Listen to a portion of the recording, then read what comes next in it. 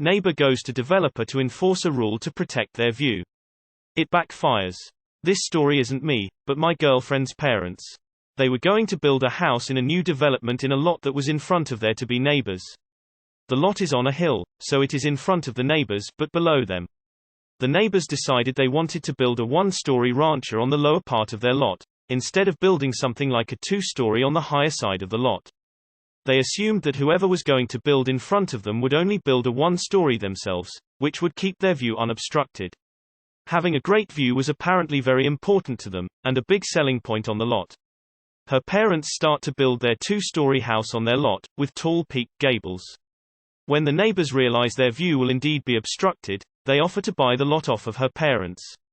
Her parents give them the price of the lot, which had increased in value since it was originally purchased, plus the cost of the materials already purchased for the build. They waited for a response, but didn't get one, so they just continued on with their build. A month or two later the neighbors respond to the offer saying they'll accept it. By this time, of course, more time and money has been put into the build, so her parents told him they can still buy the lot, but the price has increased. The neighbors reject the offer. In this new development, all houses are required to have a 2-foot overhang, but many of the homes haven't actually been following the rule, and the developers haven't been enforcing it. Her parents decided to, also, not follow the rule. The neighbors then go to the developer to remind him that her parents need to have 2-foot overhangs, thinking that it would decrease the pitch of the roof, meaning the gables wouldn't be so high. The developers tell her parents to make sure they have the 2-foot overhangs. Her parents go to the architect to find a way to keep the tall gables they wanted, while also having the 2-foot overhangs. The architect tells them to just raise the roof 2 feet to create the 2-foot overhang, so the angles on the roof won't be impacted at all. Her parents keep building with these new specs. The developers approach her parents to inquire about the overhangs and if their roof was impacted at all. The look on his face when her parents told him that they just raised the whole roof by 2 feet was priceless. The neighbors avoided her family the entire 5 years they lived there. Moral of the story: if your happiness is dependent on a piece of property you don't own, might want to go ahead and buy it if possible. No shortage of neighbors who don't know where their property and control end. We lived on a street where the Queen Bee told a young couple building their dream house that they would need to rotate the house design 180 degrees so that their garage door wouldn't face the Queen's front door. Wow, he should have just bought the lot when he was originally looking for a place to live and built a house on it. What have we learned, children? Mind your own business, BCZ, things can always get worse. Imagine thinking property developers give a crap about anything but money, lol. Succinctly, don't buy in Hoa. Neighbors really should have bought that lot before the parents bought it. Depending on where it was, their house lost quite a bit of value, losing that view. I wouldn't have been surprised if they tried to sue for lost property value. If there was an overhang requirement, I'm surprised that there wasn't a height restriction. This is the equivalent of neighbors being the only ones sitting in a packed sports stadium and getting upset because the people in front of them are standing. I lived in a neighborhood that had a slope with a road above and another below. There was a covenant restricting the heights of the houses so one house could not impede the view of another.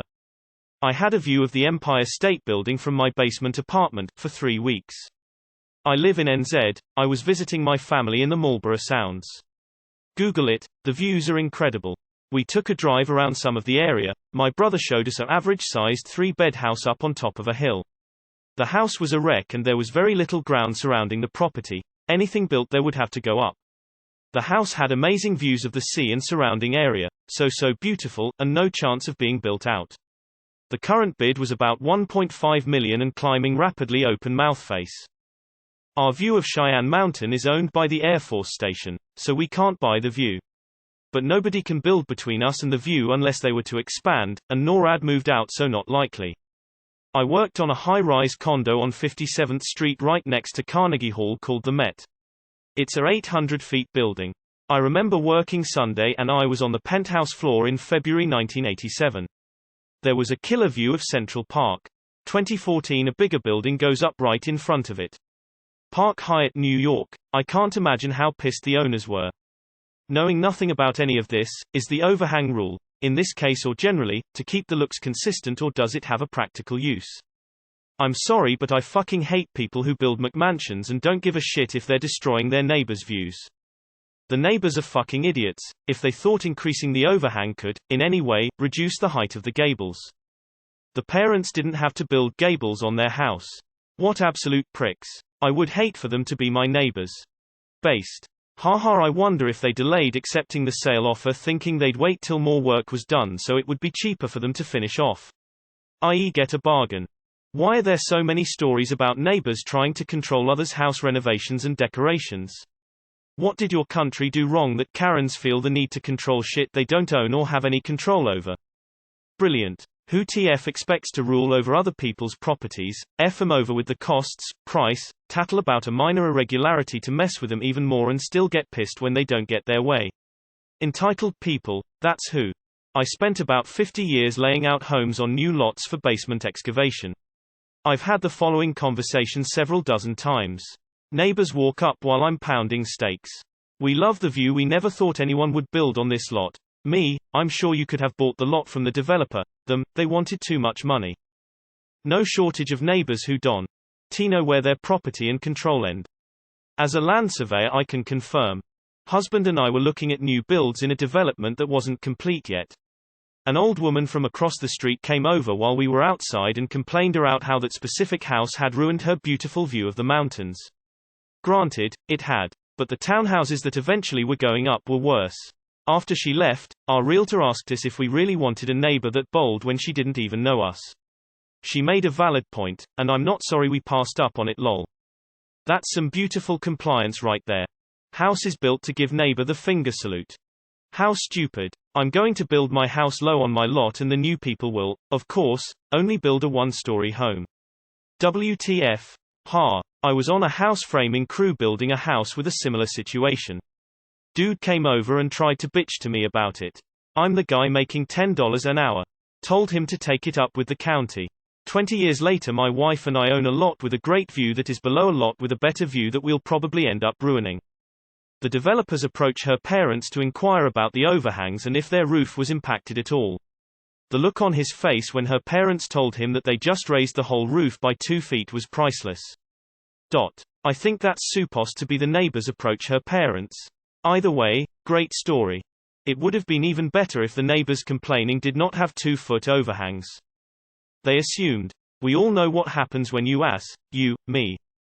That level of compliance should blow the roof off this place. My brother's an architect. If he did residential, he doesn't. I can see him listening to his clients and saying, hey, this is going to be fun. Props to your Jeef's parents for shoving the neighbor's request far up there you know what's. The correct answer is to buy an easement. You go to the owner of the empty lot and say, I will give X dollars if you attach a rule to the deed that says nothing higher than X feet can be built. The time to do this is when you realize the view is important to you, not years later when construction starts. An old neighbor of ours pitched a fit about our pole building ruining his view of the vineyard behind our property. Made sure to tell him that we didn't complain about the view when his house was built 15 years after ours. To be fair, the building was quite hideous while being built, the finished product not so much. You should check the dates of their house build, and when the overhang requirement was made. If they built after the requirement, some places will actually go back and make them bring it up to code. That could easily pump this up to pro-revenge. We live on a corner house. One of our neighbors had an apple tree that's been there since we moved in 22 years ago. New neighbors moved in about 8 years ago and a couple weeks ago cut down the tree. Safe to say we're really disappointed. Not only did it help block the sun in the morning, but it also acted as a sound barrier to the school that's right behind us. Plus no more free apples. I built a tall fence next to my front and back windows. Then I painted it exactly the right color for a green screen. Now whenever I take a picture of the view from my house it's whatever I want it to be. But visitors have difficulty finding me because apparently I live near the Eiffel Tower, just down from where the pyramids meet Big Ben and the Colorado River on a mountain top. Cody.